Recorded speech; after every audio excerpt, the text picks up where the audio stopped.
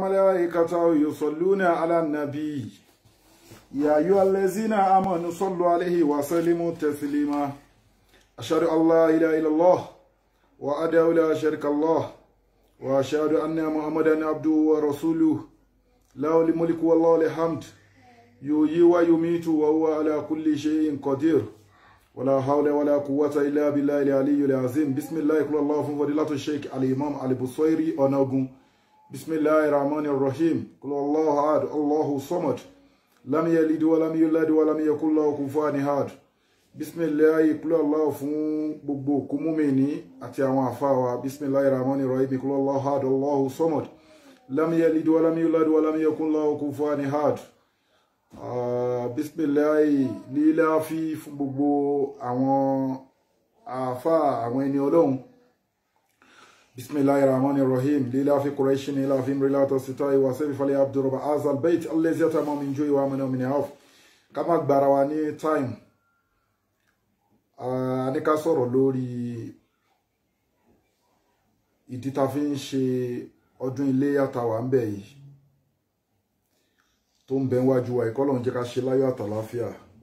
mo dẹ̀ sọ fún gbogbo wa auzubillahi minash shaitani rajim bismillahir rahmanir rahim mo ní ọdún mẹ́ta làwa mùsùlùmí ní a ní ọdún every Friday tó jẹ́ ọdún ọ̀sẹ̀ọ̀sẹ̀ alọ́dún month náà tó jẹ́ ọdún idli fitri ọdún àwẹ̀ Ramadan àwa ní ọdún Iléyá yìí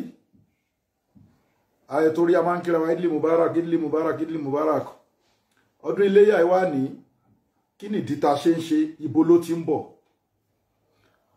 idli fitri dẹ̀ ní òun happen ní Arabic calendar wa ó máa ń ṣẹlẹ̀ ní every 9 inú oṣù kẹsàn-án tí idli kẹbírí dẹ̀ máa ń ṣẹlẹ̀ nínú oṣù kejìlá so àmọ́ ọdún Iléyá yìí ó jẹ́ lẹ́gẹ́sì dáadáa tí ànábì wa Ibrahima aleyhisalatu wa salam tó fi sílẹ̀ fún wa ibi ká máa ṣe láti máa ṣe so kí ni ìdí tá ṣe ń ṣe báwo ló ṣe ń bọ̀ ẹ̀kọ́ ńlá ni ọlọ́run fi dùn ànábì Ibrahima aleyhisalatu wa salam ọlọ́run fi dùn nínú ni látara oríṣiríṣi ìdánwò tọ́lọ́run fún ànábì Ibrahim ànábì Ibrahim wa pàṣẹ gbogbo ìdánwò yẹn yányán ìgbà tó pàṣẹ ẹ̀ tán ló bí tọ́lọ́run fi ń pè ní Khalilullah ọ̀rẹ́ àwa ọlọ́run kọ́lọ́run tó lè múyàn lọ́rẹ̀ẹ́ so kó tó lè dọ̀rẹ́ ọlọ́run wá ṣiṣẹ́ ànábì Ibrahim dẹ̀ ní nínú gbogbo àwọn ànábì ọlọ́run ọba ànábì Ibrahim ò sọ pé kò fìgbà kan sọ fọ́lọ́run rí pé bá mi pa ìlú kan rẹ́ bá mi pa àwọn kan rẹ́ kódà àwọn pẹ́rẹ́ǹtì àwọn bàbá ìpé kìnnìkan ó tún lóyún sásítẹ́gì fèrò rákàrọ̀ bí màmá tọrọ àforíjì fún yín látọ̀dọ̀ ọlọ́run ọba mi ni so gbogbo obstacle tó rí wọ́n jù sí náà ni òun àti Sayyida Hajar àti anabi Ismail wọ́n ṣe wá sí ájì ń bẹ̀ ní desert bẹ̀ bó ṣe wá fún wọ́n sílẹ̀ ń bẹ̀ àti first wife wọn tó jẹ́ Sarah so gbogbo ìrìn àjò yẹn wàhálà yẹn pọ̀ tó dẹ̀ jẹ́ pé Ọlọ́run bá fi ń dán anabi Ibrahim wò ni ṣùgbọ́n ànábì Ibrahim kò rí bí pé kí ni ó gbà fọ́lọ́run ọba hey I'm coming there ó gbà fọ́lọ́run ọba Ọlọ́run bá wá wò pé no Ọlọ́run tó wá fi Ismail yẹn gangan Ọlọ́run tó wá fi dán wò a máa gbà lọ́wọ́ ẹ̀ mi tó ní sọ fún ẹ físíkà ó tún sọ fún lójú àlá ni ṣé wọ́n lè bìlíìfù àlá ànábì Ibrahim aleyhisalatu wasalam ó tún bìlíìfù àlá so ẹ̀kọ́ tá a rí kọ́ ń bẹ̀ ó pọ̀ akọ́kọ́ rí patient kọ́ lára ànábì Ibrahima kíyàn máa ṣe sùúrù pẹ̀lú gbogbo ìṣòro tọ́lọ́run bá fún yàn tó dẹ̀ jẹ́ pé a máa rí sùúrù yẹn a máa rí ní súrátù Quran chapter 2 verse 155 to 157 patient wà lára ọ̀rọ̀ anábì Ibrahima tó bí Iléyá tá ń ṣe ní every year idli kebir tá ń ṣe every year nínú nǹkan tó bí sùúrù wà nínú nǹkan tó bí tánábì Ibrahima ò bá ní sùúrù a lè rọ́dún Iléyá máa ṣe a lè rọ́dún idli kebir máa ṣe ẹ̀sìn Islam yìí ó ń túmọ̀ ìwọ tó bá ti jẹ́ Islam tó bá ti jẹ́ mùsùlùmí ó ń túmọ̀ kíni ó ń túmọ̀ pé kò bí wàá ṣe jupájú sẹ́lẹ̀ fún Ọlọ́run ọba ìtumọ̀ Islam nìyẹn ìjupájú sẹ́lẹ̀ nínú ẹ̀kọ́ ta tún rí kọ́ńbẹ̀ a rí pé látara ipá nàbí Ibrahim fọ́lò gbogbo nǹkan wọ̀nyí ó padà rí mẹ́sì ó rà àánú Ọlọ́run ọba gbà á tún rí ẹ̀ náà nínú àlìkùránì gbogbo ẹ̀ la máa tọ́ṣì lẹ́yọ̀ kọ̀ọ̀kan ẹ ti understand ṣe mọ̀ pé àwọn onídìọ̀mù wá ní don't beat about the bush, just go straight to the point. So aláti kọ́kọ́ lọ sí àwọn point tó yẹ ká lọ. So nínú ẹ̀kọ́ ta tún rí kọ́ lára Ànábì Ibrahim dúró déédé pẹ̀lú Ọlọ́run ọba ni wà máa hù mí rí lálẹ́ àbùdúlẹ̀ àmúkùlì sínú láòdínà onafa. Ẹ̀sìn Ọlọ́run with sincerity, ẹ dúró tán, ẹ má tanra yín pé kẹ má sọ pé ń tan Ọlọ́run, ẹ má sọ pé àtẹ̀lé Ọlọ́run lónìí àtẹ̀lé òòṣà lọ́la, ẹ dúró tán. Ànábì Ibrahim ó dúró tán. Ànábì Ibrahim bàbá onífẹ̀ẹ́ tún ni. Has you understand? Ó tún try, ó tún create unity. Èèyàn tó like unity ni. Àjọṣepọ̀. Nínú ẹ̀kọ́ tá rí bẹ́ẹ̀ nìyẹn, ẹ̀kọ́ tó wá jẹ́lẹ̀ karùn-ún tá tún wá rí bẹ́ẹ̀, òun náà ni pé Ànábì Ibrahim ó submit ara ẹ̀ tán pátápátá fọ́lọ́run. Tí èèyàn bá fẹ́ jèrè ayé àtàlùkẹ́ hàmà, wá jupájú sẹ́lẹ̀ fọ́lọ́run ni. Ìdí olùkíní kan fi sílímì káfátàn. Ẹ wọnú ẹ̀sìn Islam tán ti gbogbo ara yín. You understand? So Ànábì Ibrahim, Ọlọ́run bá wá ń sọ fún pé kí ni o kó fi Ànábì Ismaila nígbà tó lálàá ká gbé láti ibẹ̀ torí àǹfààní tó wà ńbẹ̀ kí àwọn tí ó join wa kán lè tètè gbọ́. Ànábì Ibrahim nígbà tó àtọ ọmọ ẹ̀ ní tó lálàá tó pe ọmọ ẹ̀ wá mo rí nǹkan báyìí o. Ọlọ́run bá ní kí n fi ẹ́ ṣe kí ni o, a máa fi ẹ́ ṣe sacrifice. Ayin bọ̀ wá síbẹ̀ o. A máa fẹ́ ṣe sacrifice fọ́lọ́run ọba. Ọmọ ẹ̀ ò dẹ̀ takò, ó gbàgbọ́ torí pé bàbá jẹ́ prophet, ọmọ náà jẹ́ prophet. Ó gbàgbọ́ pé Ọlọ́run bá wà tó tó bàbá mi tó bá pé nǹkan tọ́lọ́run bá sọ fún ẹni kò sí problem o, mo ti ṣe tán lọ́mọ tó ti dàgbà. Ó tọrọ ọmọ yẹn ní wàhálà pọ̀, wàhálà náà ló bí tó fi gbé wọn wá sí desert ní Mẹ́kà ń bẹ̀. Ìgbà tó tún wá máa rọ́mọ kò tún wá rọ́mọ for so long time. Ìgbà tó tún wá máa tún rọ́mọ sí òun náà tún ní àdánwò ilé tún dé pé wàá fọmọ ilẹ̀ fún àwa Ọlọ́run ọba ni. Ọlọ́run bá wá ń sọ fún wa nínú Súrátù Sọ́fàt. Ó ń sọ fún wa pé kí ni o. Wa nadayna aya Ibrahima. Àwọn Ọlọ́run ọba la ṣe kí ni o. Àwa sọ fún Ànábì Ibrahima. Nígbà tọ́mọ ẹ ti jupájú sẹ́lẹ̀ fún. Tọ́mọ ẹ ti gbà. Ìpè bàbá mi ṣe nǹkan tọ́lọ́run bá ní kó ṣe. Ó dẹ̀ ṣe kí ni. Ó dẹ̀ gorí òkè lọ. Ó mọ̀ bẹ̀ dání, ó mókun dání. Lọ́mọ géńdé Ọlọ́run. Ó dé lọ́wọ́, ó dé lẹ́sẹ̀, ó kọjú ẹ̀ sí kíbla. Ẹ̀kọ́ kan nìyẹn. Ẹran léyà ìwà kọjú ẹ̀ sí gábàsì. Ibi tó ń dájú kọ kírun Ọlọ́run ló ní. So ó kọjú ẹ̀ sí kíní. Ó mú ọ̀bẹ, ó fi ọ̀bẹ sí lọ́rùn.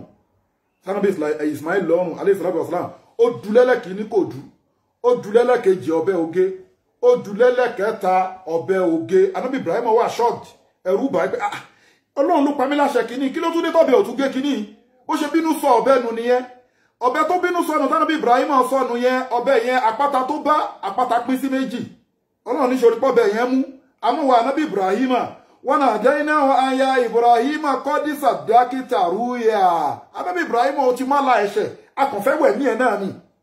A fẹ́ wẹ̀mí ẹ̀ bí ó máa gbà fún wa, bí ó ní gbà fún wa. Náà ní sí tó dẹ̀ ti dọmọ lọ́wọ́ tó dọmọ lẹ́sẹ̀ tó ju wo yìí. Àwa la jẹ́ kó gé o. Tó ra wa Ọlọ́run ọba wa la ní àṣẹ lọ́dọ̀. Balillahi alhamru jami'an. Gbogbo àṣẹ ọwọ́ èmi Ọlọ́run ọba ló wà. Àwa la jẹ́ kó bẹ́ gé. Nítorí náà qad saddaqta ruya ó ṣe òótọ́ pẹ̀lú àlá. Ruya tá gbé wá fún ẹ lójú oorun, ó believe ẹ̀, ó dúró lórí ẹ̀, ó ṣe òótọ́ pẹ̀lú ẹ̀, ó má déhùn yẹn ṣẹ. Ọlọ́run bá sọ pé kí ni inna àwọn Ọlọ́run kazalika najzil muhsinin. Gbogbo àwọn tó bá ṣe rere àwọn Ọlọ́run bá máa san wọ́n lẹ́san rere ni. Eléyìí wá ń jẹ́ ẹ̀kọ́ fún ẹ̀yin èèyàn o. Èyí tá ṣe fún Ànábì Ibrahim yìí o. Inna hadha lawal bala'ul mubin. Ó jẹ́ ẹ̀kọ́ ńlá, àdánwò ńlá, ṣéèkì ńlá fún gbogbo tó hàn. Ànábì Ibrahim ṣe ti rí pọ́ bẹ́ẹ̀ ògé Ọlọ́run pé kí ni o. Wa fadaynahu bisabhin hazimin. Àwa fi ẹran rọ́pò fún. Ní àwọn àfáà ní àgbò ní, àwọn kan ní kíní ní, oríṣiríṣi ní, ó ṣàfún ní ẹran aláàlítà lè fi pa ẹran. Á dẹ̀ ká àwọn ẹran ta fi ń pa iléyá náà, á kà fún wa, ó fún nìkan. Àmọ́ ram ni wọ́n pè pé ó fún Ànábì Ibrahim. Ọlọ́run bá rí pé kí ni o, wa tarakna alayhi fil akhirin. Salamu ala Ibrahim, aláfíà Ọlọ́run kó máa bá wa Ànábì Ibrahim. Kasalika najzil muhsinin. Ànábì Ibrahim ẹni rere ní ẹ̀ wá dẹ̀ máa gba rere lọ́dọ̀ àwọn Ọlọ́run ọba forever ni. Ọlọ́run bá tún wá ń sọ fún àwa èèyàn ká lè mọ orú èèyàn tánàbí Ibrahim jẹ́, pàtàkì ọdún léyá, pàtàkì Idil Kebir. iṣẹ́ ni iṣẹ́ l'Ànábì Ibrahim ṣe débẹ̀ Ọlọ́run bá tún wá sọ fún pé kí ni o ó ń sọ fáwa nínú Al-Qur'ani pé kí ni innahu min ibadina lil-mu'minin Ànábì Ibrahim tẹ́ ń wò yẹn o innahu min ibadina lil-mu'minin ẹrú Ọlọ́run ọba ẹrú àwa Ọlọ́run ọba tó gba àwa Ọlọ́run ọba gbọ́ lóòótọ́ tó dúró tán fún wa ni bí a ṣe máa pẹran bó ṣe wá nìyẹn ṣé mọ̀ Ọlọ́run ọba ti fún lágbo wọ́n wá ń sọ fún wa pé irú àwọn ẹran wo la lè máa pa àti pé kí ló ń jẹ́ kùrìbáànì ẹran àgbò tá a fẹ́ pa fọ́lọ́run ọba lónìí Ọlọ́run ọba ti sọ ní Suratul Hajj Ọlọ́run ọba ní kì í ṣe ẹ̀jẹ̀ ẹran yẹn ni mo nídìí kì í ṣe ẹran yín ni mo nídìí kò sí nǹkan kan tí mo nídìí ń bẹ̀ mo fi ṣàdánwò fún Ànábì Ibrahim ni Ànábì Ibrahim ó wúwo púpọ̀ jù lọ́dọ̀ àwọn Ọlọ́run ọba la fi pè ní Khalilullah ló fi jọ́ọ̀rẹ́ àwọn Ọlọ́run ọba á ń láti fi lẹ́gẹ̀sì kan sílẹ̀ fún Ànábì Ibrahim ṣé Ànábì Ibrahim sì ti tọrọ síwájú tẹ́lẹ̀ náà ó ti tọrọ aṣíwájú ó ti tọrọ akíbà ó ti tọrọ gbogbo nǹkan níwájú Ọlọ́run ọba tó ń sọ fún wa ní àìmọ̀débẹ̀ náà tó ń sọ fún wa pé kí ni wà ìsìbòtàlá Ibrahim rabbuhu bí kalimati fatama'una qala inni ja'ilukal nasi imaman qala wa min zuriyati qala la yanalu ahdi zalimi Ànábì Ibrahim ti tọrọ gbogbo orú nǹkan wọ̀nyí níwájú Ọlọ́run ọba dẹ̀ họ́nà ẹ̀ látara gbogbo assignment tọ́lọ́run ọba fún Ànábì Ibrahim pàṣẹ have you understand so ẹran yìí wọ́n jẹ́ pé what is kúrìbáàní pé tabaníká sọ Yorùbá torí a ṣe fídíò clip kékeré kan a fẹ́ sọ ń bẹ̀ nítorí ayé ti bàjẹ́ àwọn tó ń gbẹ́bọ sóríta tí wọ́n gbọ́ kéwú díẹ̀ wọ́n fẹ́ gbẹ́bọ sóríta wọ́n làwọn fẹ́ ṣe kúrìbáàní ètùtù àwọn tó ń ṣètùtù wọ́n ní kúrìbáàní làwọn fẹ́ ṣe àwọn tó ń gbẹ́bọ wọ́n ní kúrìbáàní ni because what is the meaning of kúrìbáàní English ẹ jẹ́ sacrifice Yorùbá sacrifice tú fúnra ẹ̀ kì í ṣe ẹnu mi wá ti gbọ́ torí wọ́n kọ́ ti bẹ̀yẹn sìn wọ́n láfa sọ pé kíní kúrìbáàní is sacrifice but the meaning of sacrifice tánàbí Ibrahim ṣe yẹn tó ń jẹ́ kúrìbáàní yẹn kúrìbáàní tó jẹ́ yẹn nǹkan tánàbí Ibrahim ṣe tó fi súnmọ́ lọ́hùn ó willingly láti fi ọmọ ẹ̀ sílẹ̀ láti follow instruction Ọlọ́run ọba lórí Ànábì Ismaila bóyá tí ń bá fi Ismaila yìí sílẹ̀ gẹ́gẹ́ bọ́lọ́run ṣe béèrè lọ́wọ́ èmi Ànábì Ibrahim bóyá màá lè jẹ́ ẹni tó máa súnmọ́ Ọlọ́run bóyá màá lè jẹ́ ẹni tọ́lọ́run máa gba gbogbo iṣẹ́ ẹ̀ bóyá màá lè jẹ́ ààyò Ọlọ́run ọba tó dẹ̀ padà di ààyò Ọlọ́run ọba náà Khalilullah ẹ ti understand yìí sìn that is the meaning of Qurban nǹkan tí yàn á ṣe tá a mú yàn súnmọ́ Ọlọ́run pẹ́kípẹ́kí irun tá a ṣe gan irun tá a kì í ṣe sacrifice because on sacrifice pé I'm doing it Ọlọ́run pa ẹ́ láṣẹ pé kò ṣe àwẹ̀ ṣe sacrifice sọ́lọ́run ni nǹkan tó bá ń ṣe tọ́lọ́run rí páyà lọ́wọ́ ẹ̀ tó dẹ̀ wá ń ṣe kíní yẹn willingly tó ń ṣe pẹ̀lú mímọ́ tó ṣe pẹ̀lú àbòsí kí ló fi ń wá òfin wá ojú rere Ọlọ́run ọba lọ́lọ́run bá fi sọ́ǹbì kan fún wa a máa débẹ̀ náà ṣùgbọ́n bíi tí a fẹ́ káwọn èèyàn gẹ̀ẹ́tì ń bẹ̀ ni pé nínú àwọn ẹran wo ta lè fi pa iléyá a lè lo ewúrẹ́ a lè lo àgùntàn a lè lo akọ ẹran a lè lo abo ẹran ọjọ́ orí wọn dẹ̀ ní kó ti jẹ́ ọdún kan tó bá pé màálù ló fẹ́ lò àbí rànkúnmí àbí bull kí ọjọ́ orí wọn ti jẹ́ kíkí ni 2 years ahead àbí 2 years gẹ́gẹ́ àmọ́ àgbò ewúrẹ́ àgùntàn bí 1 year ó lè lé àmọ́ 1 year ẹ ti understand nínú àwọn ẹran tá lè fi pa léyà nìyẹn so àgbò ní àgùntàn ní ewúrẹ́ ní òbúkọ ní ó lọ fún yàn kan kódà a lè rà fún bí wa àmọ́ màálù tẹ́nìkan bá lágbára àti ra ó wù nìyẹn ó rà nìyẹn àmọ́ màálù rànkúnmí àti buffalo bull èèyàn méje lè dáwó ra wọ́n á wá pín sọ́nà méje wọ́n á kó dá kọ̀ọ̀kan èèyàn méje lè dáwó ra àgbò àti màálù àti rànkúnmí àti buffalo bull èèyàn méje lè dáwó ra tí wọ́n á pín àmọ́ àgbò ó lọ fẹ́ nìkọ̀ọ̀kan ni torí pé kí ni tó bá pa àgbò ẹ àbò pa ewúrẹ́ ẹ àbò pa àgùntàn iléyà ẹ tán fèsì ẹ sí gabas ìrora ọ̀bẹ tẹ́ fẹ́ lò ẹ jẹ́ kọ́bẹ yẹn mú dáadáa ẹ kọjú ẹ sí kíbla ọ̀bẹ yẹn jẹ́ kó mú dáadáa ẹ má jẹ́ kí ẹran yẹn ní ìrora kankan yàtọ̀ sí bí ẹ ṣe fẹ́ bẹ ṣe ń du yẹn kó dẹ̀ du kẹwà friendly pẹ̀lú ẹ kó du pẹ̀lú sàlámù tẹ́ bá wá pátán tẹ́ sún tán wọ́n ní kẹ́ pín ẹran yín sí mẹ́ta ìdá kan kó máa jẹ́ tìwọ àti fámìlì ẹ̀ tó bá jẹ́ pàgbò ló pa tó bá pé wúrẹ́ ló pa tó bá yá àgùntàn ló pa pín sí mẹ́ta tó bá pé ẹ̀yin tẹ́ dáwó ra ẹ̀yin méje tẹ́ dáwó ra àgbò ni àbí tẹ́ dáwó ra màálù ni àbí tẹ́ dáwó ra rànkúnmí ni àbí tẹ́ dáwó ra búù ni tẹ́ bá ti pín sí méje tó ní kálukú ti kó ìdá kọ̀ọ̀kan tiẹ̀ ìdá kọ̀ọ̀kan tẹ́nìkọ̀ọ̀kan yín kóun náà tún wá pín sí mẹ́ta àmọ́ àwọn tó pa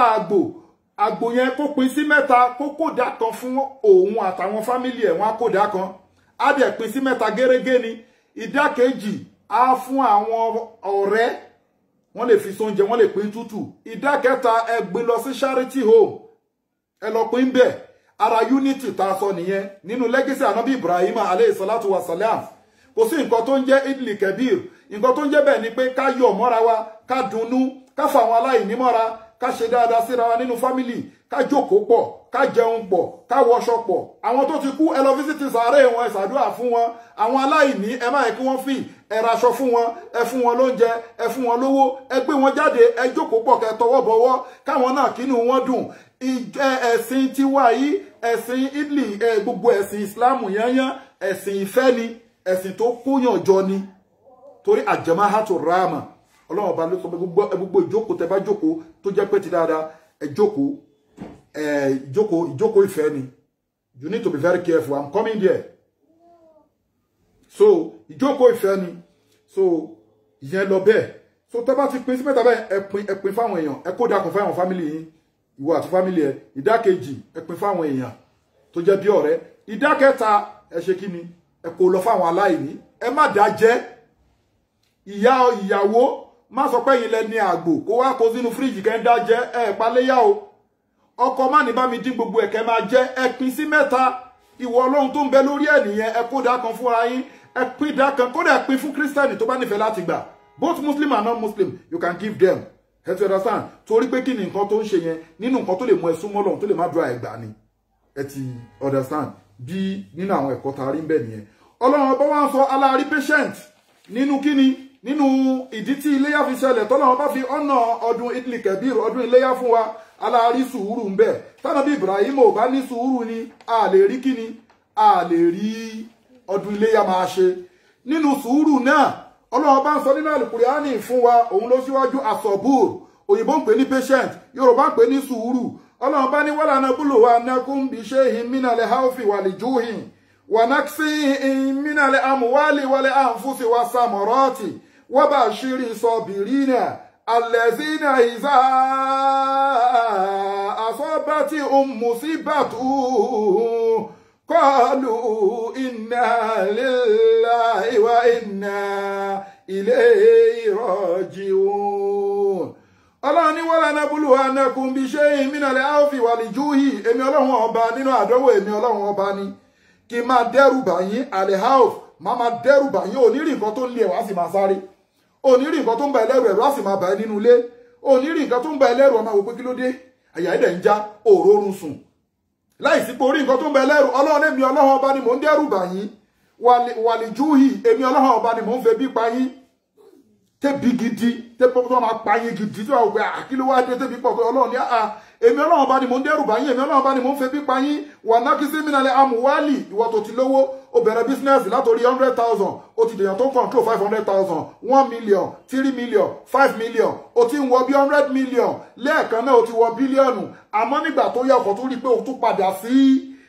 padà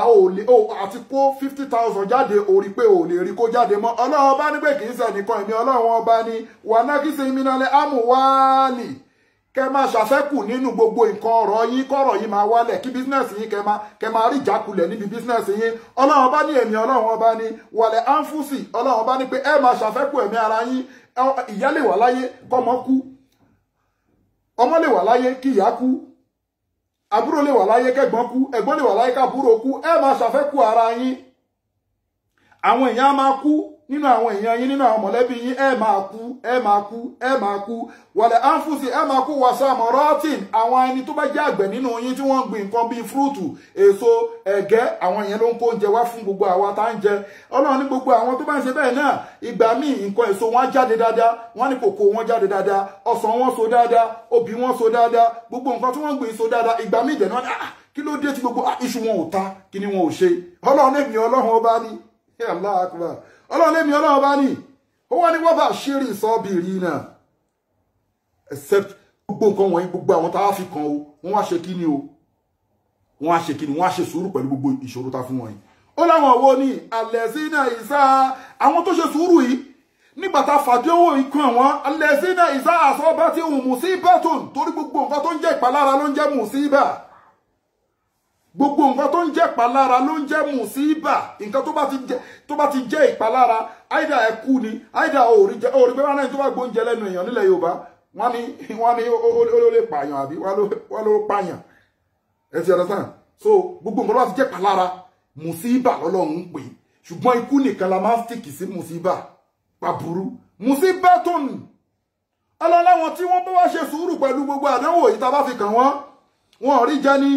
akópáyàpáyà bá wọn ní gbogbo nǹkan ọ̀rọ̀ wọn lọlẹ̀ ní wọ̀là hánfúsì àwọn èèyàn ń kú mọ́ wọn lójú ni ọmọ ń kú mọ́ wọn lójú ni ìyàwó ń kú mọ́ wọn lójú ni wàsàmọ́rọ́tì gbogbo nǹkan ọ̀rọ̀ wọn gbogbo nǹkan èso wọn ó ń já wálẹ̀ wọ́n bá àṣírí ìsọ bìrì náà wọ́n wá ṣe sùúrù wọ́n wò pé gbogbo nǹkan wọ̀nyí ṣẹlẹ̀ a sì dúró dédé pẹ̀lú Ọlọ́run báwọn bí Ibrahim ṣe tó bí idli kebir idli mubarak tẹ́mi àti ẹ̀ ń dúró dé yìí tọ́lọ̀ jẹ́ kó ṣojú ẹ̀mí wa bí isiniláì tá ń dúró dé yìí sùúrù ló bí o àti káyíká sin Ọlọ́run ní total submission Ànábì Ibrahim dúró tán pẹ̀lú Ọlọ́run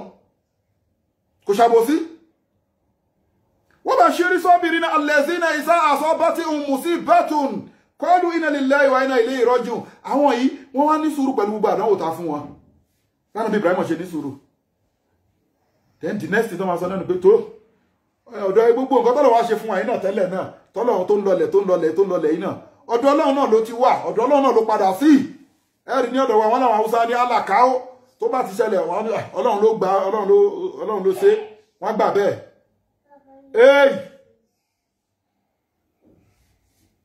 wọ́n gbà bẹ́ẹ̀ ẹ ti understand so Ọlọ́run wa ní ulaika alayhi gbogbo àwọn tó bá ní sùúrù bẹ́ẹ̀ salawatu min rabbihi wa rahmatuhu ulaika humul muhtadun Ọlọ́run gbogbo àwọn tó bá wọ́n gba àdánwò àwọn Ọlọ́run mọ́ra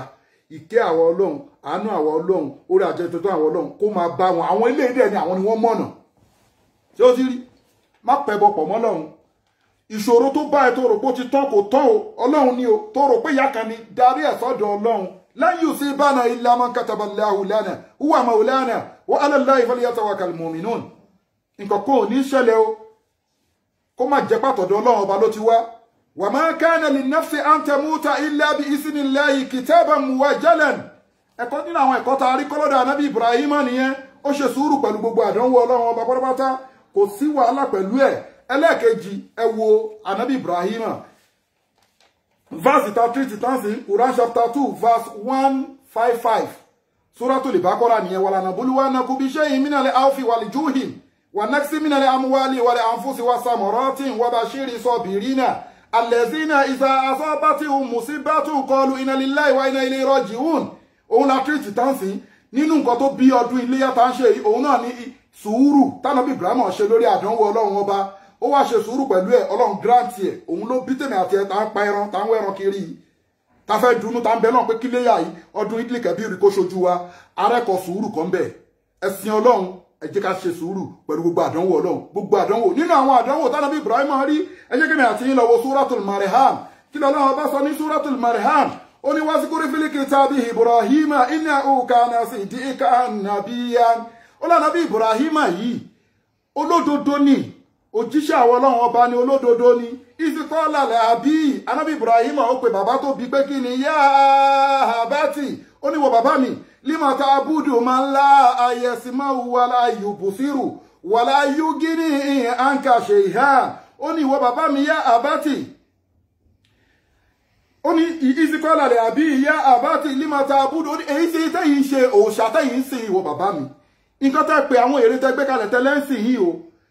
máa lẹ́ yẹ̀sì máa wù nǹkan tí ò gbọ́ràn kí ní tẹ́ kó kalẹ̀ àwọn èrè wèrè yìí kò gbọ́ràn o ẹ mọ̀ pé wọ́n ìwà láyé àwọn tó ń bọ èrè ẹ̀ ń gbọ́ báyìí ẹ ìwà láyé gbogbo àwọn nǹkan yẹn kò gbọ́ràn Ànábì Ibrahim ti já wa ti pẹ́ lima ta'budu ó ń sọ fún bàbá tó bí pé lima ta'budu man la yasma'u wala yubsiru nǹkan tẹ́ kó kalẹ̀ àwọn èrè yìí kò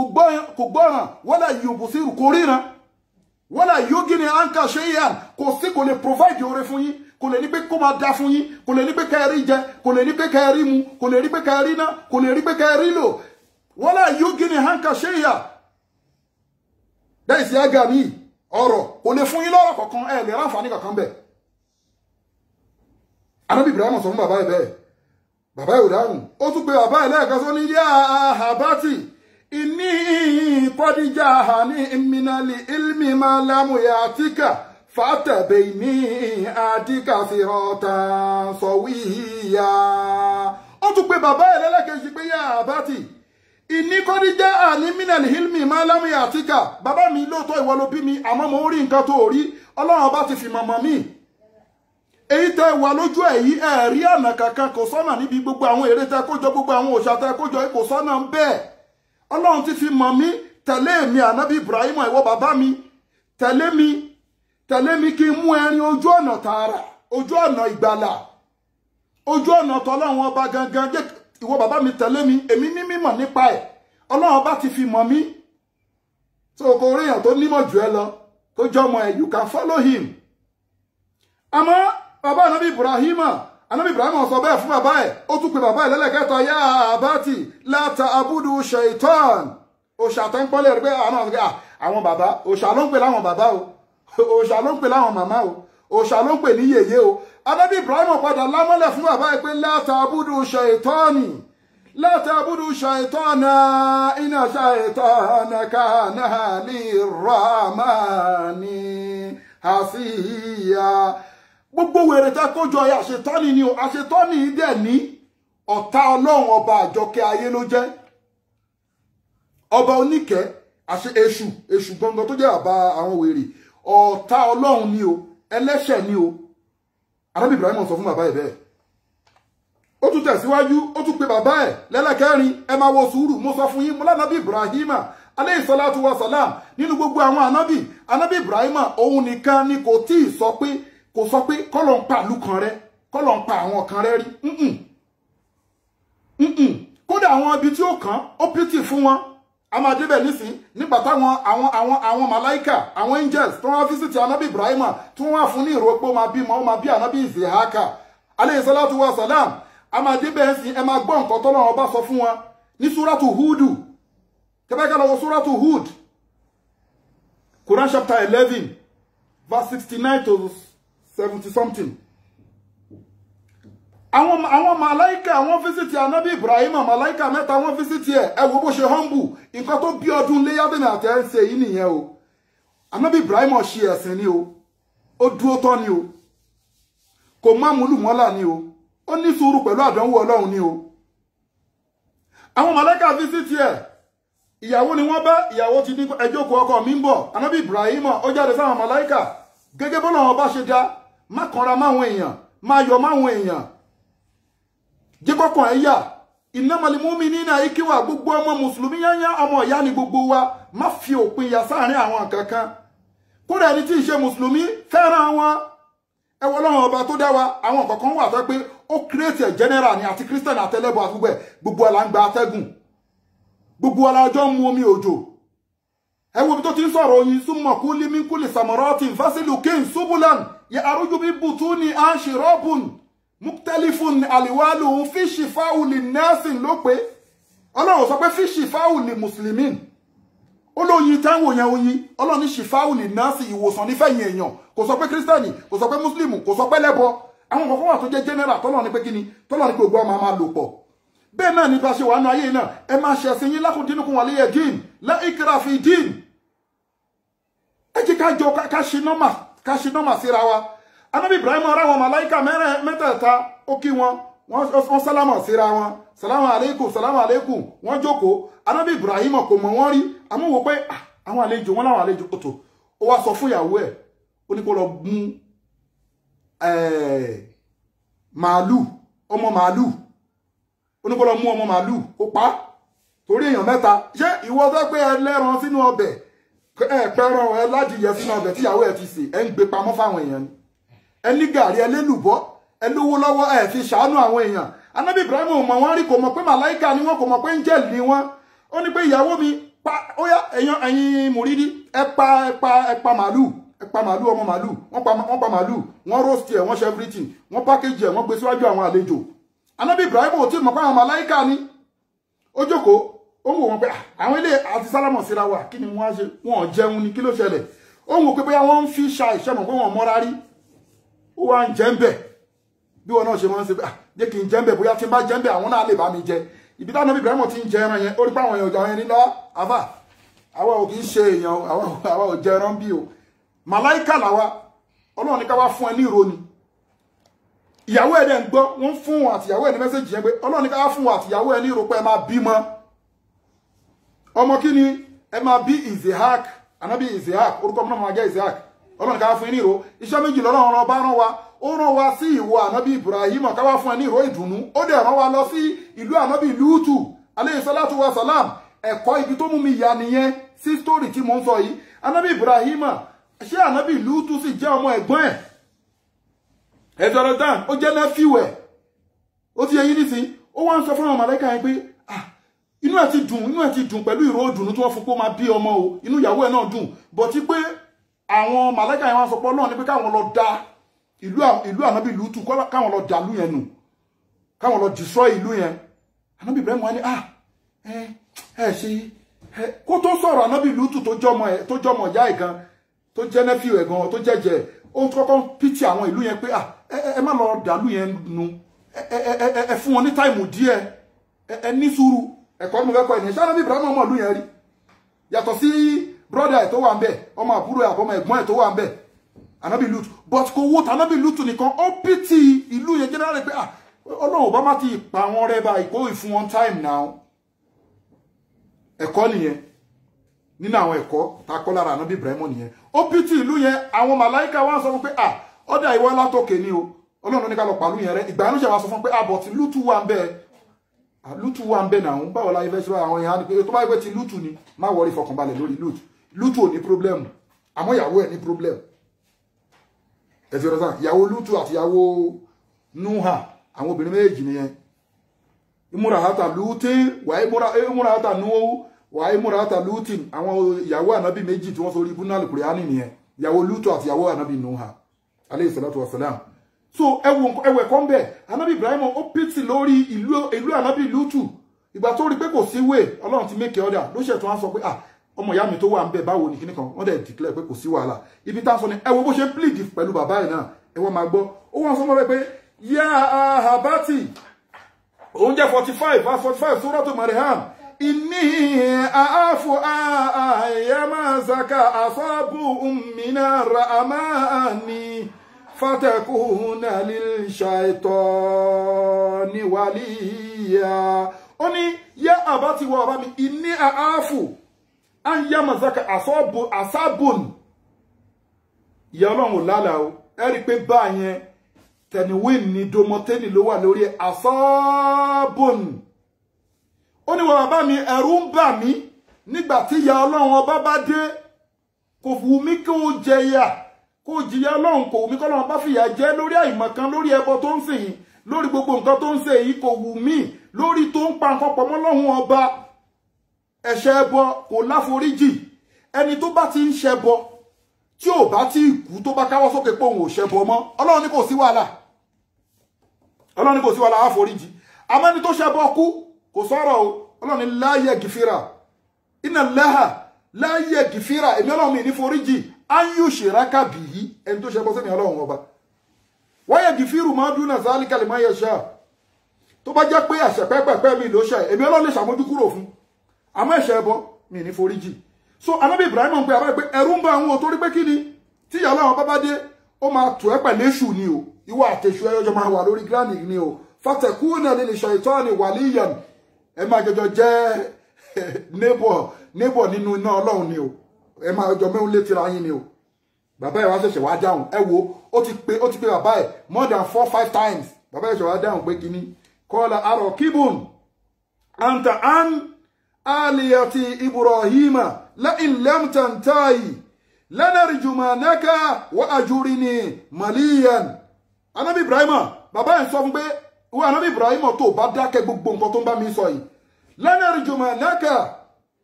a máa sọ ẹ́ lóko ni màá ní kí wọ́n ju ẹ lóko pa ni o ẹsẹ̀ rẹ̀ sàn so ìwé òun máa ní kí wọ́n ju lóko pa ni o wọ́n wá lé Ànábì Ibrahima torí ta ni torí èmi àti ẹ lónìí ni àti ká lè kẹ́kọ̀ọ́ ń bẹ̀ bàbá Ànábì Ibrahima ó lé Ànábì Ibrahima kúrò nílé wọ́n jù lóko bàbá ẹ̀ sọ fún pé a máa jù ẹ́ lóko ẹ ti understand wòwọ́ tó ẹ pé bàbá ẹ̀ ò ní tí sọ̀rọ̀ wàá máa gbó bàbá ẹ̀ lẹ́nu wàá máa gbó màmá ẹ̀ lẹ́nu wo nǹkan tánà bí Ibrahim sọ fún bàbá ẹ̀ pẹ̀lú bàbá ẹ̀ ṣe para fún yẹn ipe o máa jáde inú lé mi tí ló bá dẹ̀ bí mi màá ní kí wọ́n sọ ẹ́ lóko pa ni o ẹ understand àná Ibrahim tó wá sọ fún bàbá ẹ̀ pé kọ́lá ó sọ fún bàbá ẹ̀ pé salamu aleika aláfíà ọlọ́run ọba mi kó máa bá yín sáfẹ́gì fi rúra kàrọ̀ bíi ìwọ bàbá mi wẹ́ mo máa sọ fún ọlọ́run ọba kó ṣe kí ni o màmá bá ẹbẹ̀ ọlọ́run kó ṣàforíjì fún ẹ iná òkà náà bìhí àfihàn kọ́lọ̀mbá màmá sọ fọ́lọ́run ọba mi kó ṣàforíjì fún ìwọ bàbá mi ẹ ti rẹ̀ tán ó ṣẹ̀ wá sọ pé kí ni o wà tẹ̀sílùkún wọ́n máa ń ta àbùdú náà mí dún ní láàyè ìkọ́ yẹn kọ́kọ́ jẹ́ kó yé bàbá yìí ni pé I will never èmi ò ní sin òòṣà tẹ́ǹsìn yìí o mi ní sin nǹkan mi lẹ́yìn ọlọ́run ó ń jó lọ́kàn èmi àti ẹ báyìí nǹkan tí wọ́n papọ̀ mọ́ lọ́run o ànábì Ibrahim ní o bàbá ẹlẹ́bọ olóòṣà ní o ó pẹ̀lú gbogbo ìnira tí wọ́n gbé báyìí wọ́n padà jù sínú náà o pẹ̀lú gbogbo wàhálà yìí ní ìṣẹ̀wò táìmù lónìí pẹ̀lú gbogbo wàhálà yìí ó ṣe kí ni ó lóyún òun ò ní sí nǹkan mi yàtọ̀ sọ́lọ́run wọ́n máa ń ta àbùdú náà mi dún ní láì mi ní sí nǹkan mi lẹ́yìn ọlọ́run wọ́n àdìhù rọ́bì àzá àlá àkúnnàbí dùá rọ́bì ṣàkíyà òun ò ní sí nǹkan mi lẹ́yìn ọlọ́run o òun dẹ̀ máa kúrò nínú lẹ́yìn ó dẹ̀ kúrò ẹ lọ wo Suratu Maryam verse yẹn láti ń kà látẹ̀kan 41 verse 41 to 48 ẹ ti understand àti fún wa ní verse bó ṣe sin bánàbí Ibrahim bọ́rọ̀ ẹran ṣe dé àtọmọ ẹ̀ àti fún wa verse yẹn náà Suratu Safat ẹ ti understand so ibi tí wàá ti wá mọ̀ pé anábí Ibrahim a dẹ̀ ti sọ fún wa nínú àwọn ẹ̀kọ́ tá a kọ́ ń bẹ̀ òun náà tún ní ẹ̀kọ́ kí ni o ẹ̀kọ́ àdánwò ọlọ́run ọba ẹ ti understand nínú àwọn àdánwò ọlọ́run ọba tó wá ń sọ fún ní Suratul Anbiya yìí ó ń sọ fún anábì Ibrahim sọ fún àwọn bàbá ẹ̀ ẹ̀rọ yẹn pé bàbá ẹ̀ pé àwọn òòṣà yìí kò wá òkè kò ṣe kíní kan ẹ má sin òòṣà mọ́ ẹ má ṣe kíní kan mọ́ ó sọ fún wọn títí tí wọn gbọ́ wọn jù lóko wọn ṣe oríṣiríṣi ni anábì Ibrahim wá bínú lọ́jọ́ kan ó wá destroy gbogbo òòṣà wọn ó bà òòṣà wọn jẹ́ ó gé gbogbo orí òòṣà ó gé ọwọ́ òòṣà ẹ understand ìgbà tó bà gbogbo òòṣà wọn jẹ́ èyí tó tóbi nínú òòṣà yẹn ó wá filẹ̀ ó fàdá sí lọ́wọ́ àbó fi sí lọ́rùn dẹ̀ ni tẹ́wọ́ ti dé tẹ́pọ̀ ṣáyín sọ̀rọ̀ tó tọ́ tó bá ti dé kó rojọ́ fún àwọn tó ní ẹ́ wọ́n wá mú ànábì Ibrahim alayhi salatu wa salam ìgbà tó mú ànábì Ibrahim wọ́n ní pé kí ni kí la máa ṣe fún wọ́n ní kàn fi yẹ́dẹ̀mọ̀ láyé ní táìmù yẹn tó fẹ́ dá sẹ̀rí àfihàn wọ́n máa fi sọ́jọ́ ọjà ṣèjọ́ lérò máa ń pọ̀ wọ́n ní kàn fi sọ́jọ́ ọjà wọ́n á díù pẹ̀lú ẹ̀ so wọ́n dìbẹ́tì lórí nǹkan tó máa ṣe fún wọ́n wá ju ànábì Ibrahim síná alayhi salatu wa salam lẹ́ẹ̀kan náà bí wọ́n ṣe jù ú síná ara àwọn iṣẹ́ tí mo sọ fún yín mo ní Abdullahi Jubrilu ó ti sáàfù 124,000 àwọn prophets ni Malaika Jubrilu ti sáàfù òun ni mẹ́ńtọ̀ wọn òun ló train gbogbo àwọn ànábì bó ṣe ju ànábì Ibrahim síná yẹn ọwọ́ Malaika Jubrilu ló bọ́ sí nínú náà bẹ́ẹ̀ náà ni bọ́n ṣe ju anábì Yusuf alayhi salatu wasalam bọ́n ṣe ju sínú kànga ọwọ́ Abdullahi Jubrilu ló bọ́ sí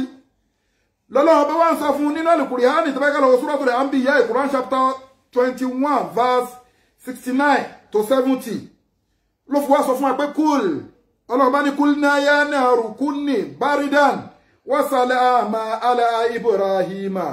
وأرادوا به كيدا فجعلناهم الخاسرين ọlọ́run ni wọ́n ju ànábì Ibrahim síná àwọn ọlọ́run ọba wa pé iná pé kulna ya naru kunni ìwọ iná máa bẹ̀rẹ̀ sí ní di tútù lẹ́sẹ̀kẹsẹ̀ kó máa jẹ́ kí ni wasalam bardan wasalama kó máa jẹ́ tútù tó lálàáfíà nínú kó má lọ tó lọ jẹ́ tútù yìnyín kó má lọ froze ọlọ́run tó tẹ̀lé kọ̀ǹtró ẹ pé kó jẹ́ tútù tó ẹ pé ó máa rọ̀ lọ́rùn tútù àlàáfíà ìkọ̀kọ̀ gbọdọ̀ ṣàbábí Ibrahim ọlọ́run wá sọ pé gbogbo ète tí wọ́n dálé lórí wọ́n àrọ́dù bí ike ìdá fàájà alina omúlẹ̀ káàzàrín gbogbo ète tí wọ́n dá gbogbo àwọn aláìmọ̀kan àtàwọn tó jọta nàbí Ibrahim gbogbo ète wọn ò ṣẹlẹ̀ lórí ọlọ́run wọlá bá ṣe ń gbọ́rọ̀ ànábì Ibrahim yìí tàdé yìí ká ń gbìyànjú láti jẹ́ mùsùlùmí òdodo yìí ọlọ́run gbogbo ètí àwọn ọ̀tá máa kó ṣẹlẹ̀ wá lórí torí àdúrà gidi ni so ànábì Ibrahim ọlọ́run ọba tún wá sọ fún wa ọlọ́run ọba ń sọ fún wa ń bí kan ó ní wàmán azánú dínà مما أسلم وجهه لله وهو محسن واتبع ملة إبراهيم حنيفا واتخذ الله إبراهيم خليلا ọlọ́run bá ní mi tí lè pè lẹ́sìn ọlọ́run ní ta lè lẹ́sìn ومن أحسن دينا ممن أسلم وجهه ọlọ́run bá ní mi tí lè pè lẹ́sìn o àbí ta lẹ́lẹ́sìn ẹni tó jẹ́ lẹ́sìn níwájú èmi ọlọ́run ọba òun lẹni tó ṣe kí ni tó ń ṣe ẹ̀sìn èmi ọlọ́run ọba tó wá ju pájú sẹ́lẹ̀ fáwọn ọlọ́run ọba wọ́n wà musinun ẹnìyẹn gangan lóríire o ẹnìyẹn gangan lórí èrè ayé jẹ́ o lórí èrè jẹ́ o ẹni tó ń gbàwẹ̀ lórí ìbẹ̀rù àwọn ọlọ́run ọba lórí kó ń bẹ̀rù àwọn ọlọ́run tó jura ẹlẹ̀ fọlọ́run lórí ìrun kíkí lórí àwẹ̀ gbígbà lórí ájì ṣíṣe lórí iṣẹ́ dáadáa ẹ̀sẹ̀ ọ̀rọ̀ sáà ẹ̀rì pọ́lọ̀ ti sọ fún wa ń bì kan pé kí ni o kúlì ìkànnà abáwùkún wà àbùnáwùkún kúlì ìkànnà abáwùkún wà àbùnáwùkún wà àsìwájùkún wà ìkìwánùkún wà àṣírọ́tùkún wà àmúwálù iftara fìtùmúhàn wà tijaratun ta'anshawna kasada wà mazakinu tardawna abba ilaykum minallahi wa rasulihi ọlọ́run gbogbo yẹn ilé ni mọ́tò ni owó ni dúkìá ni ìyàwó yín ni ìyá yín ni màmá yín ni bàbá yín ni mo nótìsì yín ẹ gbúdọ̀ lọ nífẹ̀ẹ́ gbogbo nǹkan ayé yín yán ẹ gbúdọ̀ nífẹ̀ẹ́ jèmi ọlọ́run ọba lọ ẹ gbúdọ̀ nífẹ̀ẹ́ ju òjíṣẹ́ èmi ọlọ́run ọba lọ ẹ gbúdọ̀ nífẹ̀ẹ́ ju kẹsàpá sínú ẹ̀sìn èmi ọlọ́run ọba lọ ọlọ́run ní tẹ́ bá lọ ṣe bẹ́ẹ̀ fatọ̀rọ̀ àbàṣù ẹ máa retí o fatara basu ata ayati Allahu bi amrihi títí tá ṣe mi Ọlọ́run bá fi wá dé wá báyìí wallahu la yahdi liqawma salimi àbí kafirin Ọlọ́run mi ní fọ́nà mọ́ kèfèrí tó bá yẹ ke salimi náà ló ti sọ ńbẹ̀ Ọlọ́run mi ní fọ́nà mọ́ alábòsí so ẹ jẹ́ ká ṣe ẹ̀sìn wa ká ṣe Ọlọ́run mi tí lè pè lẹ́lẹ́sìn o àyàfẹ́ tó bá yẹ pé kíni ẹni tó jupájú sẹ́lẹ̀ fọ́lọ́run ló wá sọ fún wa ńbẹ̀ pé kíni o wọ́tàbá mi lẹ́tà Ibrahim Hanifa gẹ́gẹ́ bí ànábì Ibrahim tó dúró dédé Hanifan tó dúró dédé tó dúró tán tó sin àwọn ọlọ́run tọkàntọkàn tó sin àwọn ọlọ́run ọba láìsí ìrújú ń bẹ́ẹ̀. kẹ́sì ọ̀rọ̀ sáà ọlọ́run fífi ànábì Ibrahim júwe fún wa pé kí n tó lè gbà á lẹ́lẹ́sìn ẹ̀sìn ẹ gbọ́dọ̀ máa gbóòórùn ti bíi ti ànábì Ibrahim alayhi salatu wa salam ó wà ní wattakazallaha Ibrahim khalila torí pé kí ni ànábì Ibrahim yìí látara pé ó sin àwọn ọlọ́run ó sọ mí ti ara ẹ̀ gbogbo àdéhùn tá fi kàn ó gbà fáwọn ọlọ́run kò kó èrè wa kò ṣẹ́ẹ̀kì wọn pé wọ o lè lọ klọ́ọ̀bù owó kárí mi ló máa ń ná ibi tèrò bá ti pọ̀ sí ló ti ń náwó àmọ́ pé à ń dá nìkan kírun yẹn pé èrò kí ń pọ̀ ní mọ́síjìdì yẹn ó rí bí èrò pọ̀ ń bẹ̀jàre ìtorí ṣé o mọ̀ pé torí tó kí fi ń kírun nìyẹn ṣé o mọ̀ pé torí pé èèyàn wá tọrọ owó lọ́wọ́ ẹ lẹ́yìn àbó wá tọrọ owó lọ́wọ́ ẹ nílé tí kì í ṣojú èèyàn ló fi fún tó wá pójú èèyàn ni wàá fún kì í ṣe irú ànábì Ibrahim ẹ ti understand gbogbo nǹkan tó bá fẹ́ ṣe ẹ ṣe síwájú ọlọ́run ẹ ṣe torí tọ́lọ́run tànábì má ṣe torí èèyàn wo bì kan tó ti sọ̀rọ̀ ìrun fún wa fawailun lil musallina allazina an salati zahuna ègbé òfò kó máa bá àwọn wo kó máa bá àwọn akírun àwọn wo ni àwọn tó máa ń sọkàn wọn nù lórí ìrun àtàwọn tó ń kírun lórí kárí mi kí yàlágbáyá lè mọ̀ pé mò ń kírun ọwádé fìlà ó ń lọ sí jímọ̀ alọ́wọ́ agbádá ọlọ́run nípò fò òun ọlọ́run kó máa bá rọ àwọn bẹ́ẹ̀ náà làwọn tó ń ṣe oore lórí kárí mi bẹ́ẹ̀ náà làwọn tó ń sin ọlọ́run lórí kárí mi bẹ́ẹ̀ làwọn tó ń ṣàánú èèyàn lórí kárí mi kò lè ṣàánú èèyàn without pé consent àwọn èèyàn kò lè ṣàánú èèyàn kò ní donate nǹkan ní kọ̀rọ̀ ó fẹ́ donate ẹ̀ ní gbangba kò sáburú bẹ́ẹ̀ àmọ́ àwọn èèyàn tó bá wá bá yín ẹ má máa jẹ́ kó máa jẹ́ kárí mi pé ó wá bá yín ní kọ̀rọ̀ ẹ ní ẹ máa lè dànù àmọ́ tó pé èèyàn wà ń bẹ ẹ wà fẹ́ ṣe ọlọ́run ní pé irú yẹn àkálórí anábì Ibrahim ó dúró dédé ó dúró tán o ló bí táwọn ọlọ́run pẹ̀lú gbogbo àdánwò la fi wá sọ pé kí ni o khalilan ló fi wá jẹ́ ọ̀rẹ́ àwọn ọlọ́run la fi mú lọ́rẹ̀ ẹtú wo bìkan náà tọ́nà ti sọ ọ̀rọ̀ nípa ànábì Ibrahim ó ní inna Ibrahim kana ummatan qanitan lillahi hanifan. Ànábì Ibrahim ẹ wo dúdú dédé yẹn ló fi ń ròyìn ẹ̀ walam yakul minal mushrikin. Ànábì Ibrahim ẹ wo yẹn dúró tó dúró dédé ló jẹ́ pé tó dúró dédé nínú ànábì Ọlọ́run ọba ni ó sin àwọn Ọlọ́run ọba láìsí ìrújú ń bẹ̀ ó dúró tán ni o walam yakul minal mushrikin. Kò sí nínú àwọn ẹlẹ́bọ kò ṣẹbọ sáwọn Ọlọ́run lọ́jọ́ kan rí. Ẹ wò bọ́lọ̀ ṣe ń ròyìn ó tún sọ nbìkan pé ṣáàkìrá lé ànihùmí ìjìtàbáhù wà àdéhàhù ilé siratin mustaqim. àwọn Ọlọ́run la fi mọ̀ náà ojú ọ̀nà tá a dẹ̀ fi mọ̀ ojú ọ̀nà tààrà ni. ẹ ti understand. So ẹ wá wo bí ọlọ́bàánù bí Ibrahim bó ṣe lo gbogbo láìfù ẹ̀. So ẹ má jẹ́ ká ṣe kínní. ó dà Ọlọ́run tún sọ fún wa pé wà àtẹ́yìnà òfin dúnìyà hasanatan wa innahu fil akhirati lamina salihin. Pé Ànábì Ibrahim ó gbádùn ayé látara pé ó ṣe dáadáa sáwọ Ọlọ́run a jẹ́ kó gbádùn ayé a dẹ̀ yẹ kó ṣe kíni o ó tún máa gbádùn àlìkìámọ̀ náà ni ó tún máa gbádùn lọ́run. So ó dẹ̀ tún jẹ́ kíni o ó wà nínú àwọn ẹni rere. So ẹ má yẹ kí kọ̀rọ̀ wa má pọ̀ ìdí tí torí story Ànábì Ibrahim ó pọ̀ gan. So torí time àti ń wò pé àti ń lo bí 1 hour ń sìn. So ẹ jẹ́ ká round up bẹ̀tí bí nǹkan tó bí ọdún tá ń ṣe nìyẹn. So ẹ̀kọ́ tá a rí lára Ànábì Ibrahim nìyẹn. A rí pé ká gbọ́ Ọlọ́run bá gbọ́ ń bẹ̀ a dẹ̀ rí pé téèyàn bá gbọ́ Ọlọ́run bá gbọ́ ráàmọ̀ Ọlọ́run máa wà lórí ẹni náà a dẹ̀ rí pé kéèyàn ní sùúrù kéèyàn gbogbo ṣe dábàá dẹ̀ ń ṣe ká submit iṣẹ́ wa fọ́lọ́run ní total submission. Ẹ ti understand. Ẹ wo bóyá ṣe hajj pẹ̀lú Ànábì Ismail tí wọ́n ṣe gbé hajj dúró ó sọ yẹn náà ìjọ mi àmàmú yẹn wá fúlì but gbogbo àdúrà tó ṣe everything we are going to read it but we won't talk much about it. tó sọ fọ́lọ́run bá pé kọ́lọ́run bá ṣe òun lásíwájú àtàwọn àrọ́mọdọ́mọ òun. Ẹ ti understand. Èèyàn tó jẹ́ pé bàbá tó dáa ni. Ẹ ti understand. So wọn àti Ànábì Ismail wọ́n dẹ̀ dúró wọ́n fẹ́ gbé Mẹ́kà dúró Ọlọ́run bá ní pé kí ni o ó dẹ̀ sọ fọ́lọ́run bá pé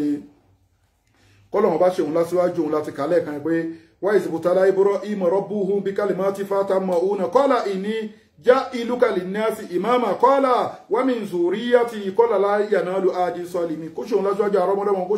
kó ṣe wọn náà lásì ní àwọn aṣíwájú. Ó tún sọ nbì kan àwọn àdúrà tó ṣe sí Mẹ́kà náà nìyẹn. Ó tún sọ nbì kan náà pé wa iz qala Ibrahima rabbi ja'al hadha baladan amina wa arzuqi ahlahu minas samaratin. Kí ló ń ṣẹlẹ̀ ní Mẹ́kà lónìí náà gbogbo àwọn àdúrà yìí náà ni man amana billahi wal yawmil akhir qala wa man kafara fa umatihu qalila summa adtaruhu ila asabin nari wa bi'sal masir. Ẹ̀rí gbogbo àwọn àdúrà nìyẹn gbogbo nǹkan dáadáa kó máa bọ́ sínú kó máa wá kó máa ṣẹlẹ̀ ní hajj kó máa ṣẹlẹ̀ ní Mẹ́kà kó máa rí jẹ nírọ̀rùn kó máa rí mu nírọ̀rùn àwọn onígbàgbọ́ òdodo kó máa wà ń bẹ̀ gbogbo àwọn máa ṣiṣẹ́ Ọlọ́run ọba ń bẹ̀ kọ́lọ́run máa gbaṣẹ́ wọn kó má ṣe wọ́n lẹ́nu iná ẹ wo orú ẹ̀dá bẹ́ẹ̀. Ẹ ti ọ̀dọ̀ sáà nísìn ó ṣe tó wá ṣe kí ni o Al-Qur'an tó wá sọ fún wa pé bó ṣe gbé Mẹ́kà dúró wọ́n ṣe bẹ̀rẹ̀ wọn àti Ànábì Ismail. wa iz yarfa'u Ibrahima liqawa'ida minal bayti wa Ismaila rabbana taqabbal minna innaka antas sami'ud du'a. Ẹ̀rí ó gbé blọ́ọ̀kù sílẹ̀ afẹ́tò Mẹ́kà yìí o afẹ́tò àyè yìí o Ọlọ́run ṣe báyìí Ọlọ́run dẹ̀ rí wọn. Ẹ ti understand. Whatever we want to do in this life tá a bá gbàdúrà tán ká síkì fún Ọlọ́run pé kọ́lọ́run bá wa lọ́wọ́ sí. Ẹ wo ájì lónìí náà ó tún wá tẹ̀síwájú náà ó ní Rabbana waj'alna muslimayni laka wa min zurriyyatina. If you are online with me now bí mo ṣe ń ka àwọn kinní wọ̀nyí máa dà níyàn dé kó dẹ̀ máa ṣe àmì torí gbogbo nǹkan tá ń sọ̀rọ̀ lórí is a prayer from Ànábì Ibrahim tọ́lọ̀ bá dẹ̀ grant prayer náà máa ṣe àmì ni. So Ọlọ́run ó tún wá sọ fọ́lọ́run ó tún wá tẹ̀síwájú bẹ̀ pé Rabbana waj'alna muslimayni laka wa min zurriyyatina ummatan muslimatan laka wa arina manasikana wa tub alayna innaka anta tawwabur rahim. Rabbana wab'ath fi rasulan minhum yatlu alayhim ayatika wa yu'allimuhumul kitaba wal hikmata wa yuzakkihim innaka antal azizul hakim. ومن يرغب عن ملة إبراهيم إلا من سفه نفسه ولقد اصطفيناه في الدنيا وإنه في الآخرة لمن الصالحين. إذ قال الله رب أسلم قال أسلمت لرب العالمين ووصى بها إبراهيم بنيه ويعقوب yakubu ya baniya inna allaha astafa lakum dina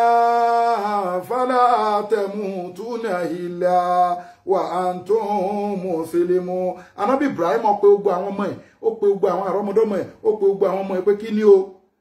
ẹ má ṣe kí ni o, ẹ gbọ́dọ̀ kú àyàfi kẹ́ jẹ́ mùsùlùmí.